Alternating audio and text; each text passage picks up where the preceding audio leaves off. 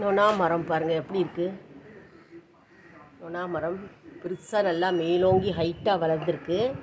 இந்த நொனா மரம் வந்து ரொம்ப யூஸ்ஃபுல்லுங்க. அதாவது இந்த நொனா மரம் வந்து நொலா இலை, இதை வந்து கொசு விரட்டியாக யூஸ் பண்ணலாம். அந்த இலையை வந்து காய வச்சு நம்ம கற்பூரம் வச்சு ஏற்றினா வந்து ஒரு கொசு கூட வீட்டில் வராதுங்க இந்த நொனா இலை.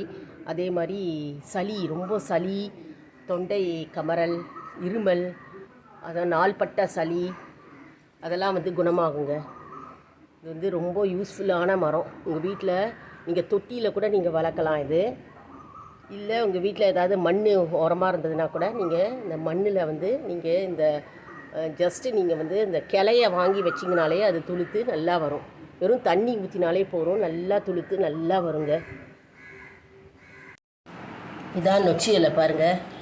அதாவது சளி, இருமல் அதுக்கெலாம் ரொம்ப நல்லது. பூ பாருங்கள் வெள்ளை கலரில் இருக்கும். நொச்சி இலை வந்து போட்டு தண்ணி போட்டு காய்ச்சி நம்ம வந்து ஸ்டீம் இன்ஹலேஷன் பண்ணால், ஆவி பிடிச்சா வந்து நமக்கு உள்ள சளி, மார் சளி, தொண்டை வலி, இருமல், நாள்பட்ட கபம் எல்லாம் வந்து நீங்குங்க. இதான் நொச்சி இலை இப்படி தான் இருக்கும் பாருங்கள்.